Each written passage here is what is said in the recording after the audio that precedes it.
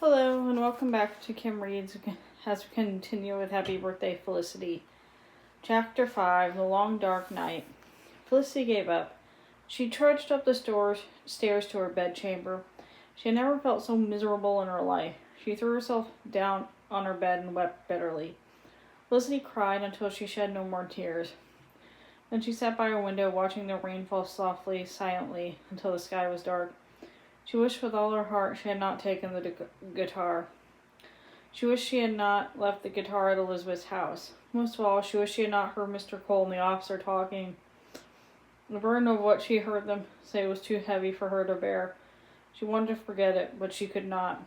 She knew she had to tell someone about the plan to steal the gunpowder, but there was only two people who could help her, Ben and Isaac. Felicity waited until she could no longer hear the deep murmur of voices from the parlor. When the house was quiet and everyone was asleep, she tiptoed out of her room.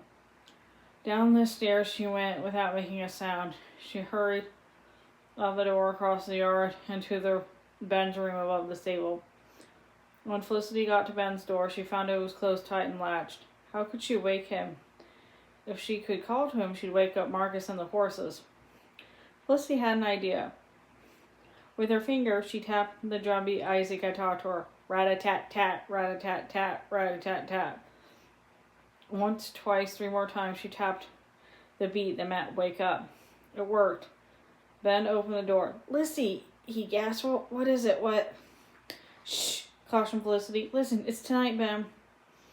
The Marines are coming to steal the gunpowder tonight. I heard an officer say that when I was at the Coles. Come quick, we've got to wake Isaac. We need his drum." Ben looked dazed. "Lissy," he began. "Come now," hissed Felicity. "We have no time to waste." Ben nodded. He pulled on his coat and followed Felicity out of the stable. Quiet as cats, they slipped through the eerie darkness. At the street corner, Felicity stopped. "You go to the magazine," she said to Ben. "The Marines may be there already. Shout as loud as you can if you see anything. I'll get Isaac." "Aye," said Ben. He disappeared. Felicity hurried on. The sky was so clouded. She felt as though she were swimming through a black water without a single star to guide her. Alone, she ran through the deserted town, past the back streets, to Isaac's house. Felicity knew Isaac and his brother slept in his shed attached to the back of the house. She crept up the door and rattled it.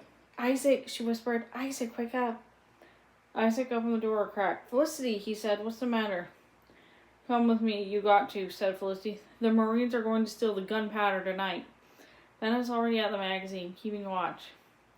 You must come and bring your drum to sound the alarm." Isaac looked hard at Felicity. "It is very dangerous for a black person like me to be seen on the streets in town tonight," he said. "If I were found," he shook his head, "it would not go well for me." "I know," said Felicity, "but you must trust me, Isaac. We have to stop them from stealing the gunpowder. Please, you must help." Isaac didn't say another word. He picked up his drum and drumsticks, grabbed a cloak, and followed Felicity. They found Ben crouched against the brick wall that surrounded the magazine. "Nothing yet," he said. "And look, there's no guard there tonight. Someone's definitely up to no good." Isaac, Ben, and Felicity huddled together in the rainy darkness. Isaac covered himself in his drum with his cloak. Hour after hour they waited. Night became colder, wetter, and blacker. They heard nothing. They saw nothing. "It's very well past midnight," whispered Isaac. Felicity was too cold and too frightened to be tired. Doubt began to creep into her mind, cold as chill from the rain. Over and over she repeated to herself what she had heard the officer say to Mr. Cole. "The governor's Marines are about 5 miles away at Burwell's Landing on the James River. They come very late tonight to take the gunpowder out of the magazine." She had not misunderstood, had she? She couldn't be wrong.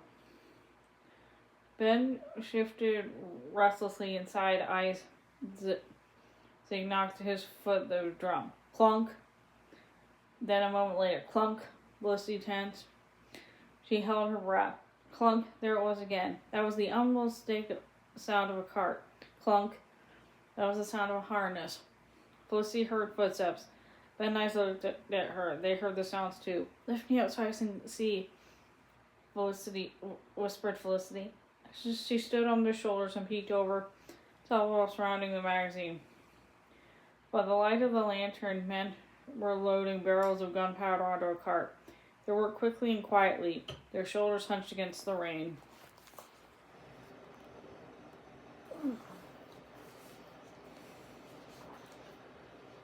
Felicity slipped to the ground.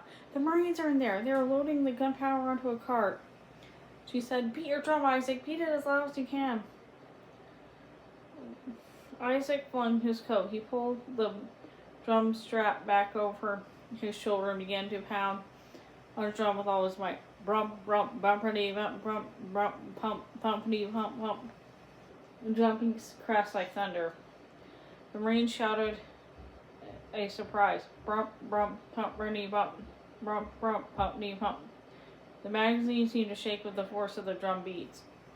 Isaac's strong arms pounded and pounded with the drum. Brump, brump, brump, brump, brump, brump. Felicity could hear... What? Are you alright? Yes? Felicity could hear the Marines calling out to each other and clamoring in the cart. The whip snapped, the horse whinnied wildly, and suddenly the cart rumbled down the gate of the magazine and down the street as fast as it could go. Brump, pump, pumpity, pump, pump, brump, brump, pumpity, pump, pump. Still Isaac beat on. Ben and Felicity ran from house to house, beating on the windows, banging on the... They shouted as they could, "Make haste! Come quick! The Marines have stolen our gunpowder! Hurry!"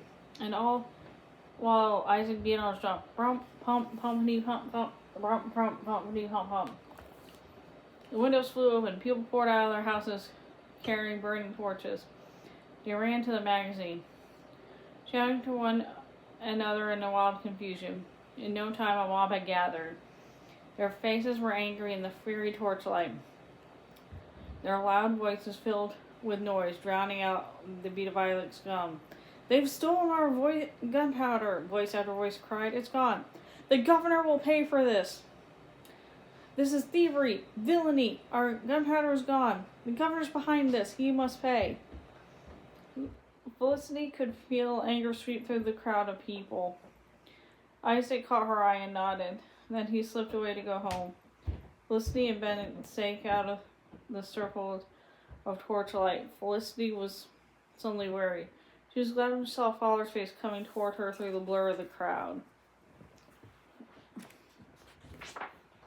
"Felicity," said Father. "Ben, what on earth are you two doing here?"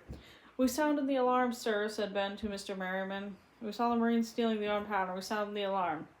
His voice was proud. Felicity lifted a tired face to her father. "I had to do it, Father," she said. "I know you'll be angry, but I had to do it." Mr. Merriman pulled his arm around Felicity's shoulders. "Come along now," he said. "Both of you. It's dangerous here. You belong at home." Then Father and Felicity walked home, leaving the fiery torches, the noise, and the confusion behind them. When Felicity woke the next day, her room was so full of sunlight she knew it was long past noon. Today is April 21st. It is my birthday, she realized. I am 10 years old today. Wonderful to be a happy day. She stared at the bright path the sunshine made on the floor and thought about the dark events of the night before. Felicity could hear the muffled bustle of her family going around household chores below her. When she opened her door a crack, Father looked in. "Ah, you are awake," he said. Felicity sat up. "Father," she said, "what happened? Did they catch the Marines? Did they bring the gunpowder back?" "No," said Father. All is quiet now. The crowd was angry, though. The people marched over to the palace early this morning to see the governor. They demanded that the governor return the gunpowder or pay for it. Mr. Merriman sighed. "But even if he does make amends, I'm afraid none of us will trust the governor ever again. Nothing will be the same after the incident in the magazine last night. Nothing will ever be the same." "Father," said Felicity, "will you trust me again? Will you, Mother, and Grandfather ever trust me again?" "Well," said Mr. Merriman, "you made a terrible mistake taking the guitar. But you made no mistake about the incident in the magazine. You told the truth and you acted bravely. I think you have earned back our trust." Will grandfather forgive me? Asked Felicity. You'll have to ask him yourself, said father. All this business has been very hard on your grandfather. He feels a great loyalty to his king, but he has lost faith in Governor Dunmore. He thinks the governor was wrong to have taken the gunpowder. 'Tis hard for an honorable gentleman like your grandfather when he loses his trust in someone he once respected. Mr. Merriman kissed Felicity's forehead. Dress and come down to the parlor, he said as he left. Felicity put on her pretty pink gown and pinned a flowered apron over it. Grandfather would like the posies on it. The spring sunshine had a little tiny hope in her. Perhaps spring's promise of the world started anew would be true for her, and she could start anew with grandfather. Perhaps grandfather would forgive her. When Felicity walked into the parlor, she smiled in delight. Her whole family had been gathered around the table, smiling back at her. Oh, it's enchanting, Felicity gasped as she looked around the room. The parlor was transformed. Huge bunches of flowers made the room look like a garden in bloom. At the center of it all was the table with Felicity's favorite plates and the glass pyramid laden with cakes and tarts. The silver chocolate pot gleamed like a mirror. It was surrounded by Mother's very finest pale yellow cups with her fancy plates. Felicity felt she were looking at her dream. Mother kissed Felicity gently. Then she fastened a pom-pom of pretty pink, blue, white flowers to Felicity's hair ribbon. This is for you, my dear girl, she said, with wishes for great happiness on your birthday. Thank you, Mother, said Felicity. She kissed her mother's cheek. Grandfather came forward carrying the quintal vase with colorful flowers. In the center of the vase, Grandfather placed the stubborn weed from Felicity's garden. It blossomed into bright pink flowers. Felicity smiled when she saw it. Grandfather smiled too. Ah, 'tis your reed, he said. I decided something that's so determined to grow must be respected. And I think someone as brave as you must be forgiven for a mistake. Felicity hugged him as hard as she could. You were born this day 10 years ago, Grandfather went on, and with your birth began a joy unlike anything we've ever known. We want to celebrate the joy you bring us, Felicity. Felicity reached in his pocket. He pulled out a long, wide silk ribbon of a deep, shimmering red. 'Tis time to replace the old ribbon on your guitar, he said. I've decided that you should keep the guitar. I'm sure you will treasure it now more than ever. Felicity could barely speak for happiness. Oh, I will, Grandfather, she said. I will. And that's the end of Happy Birthday, Felicity. Thanks for listening.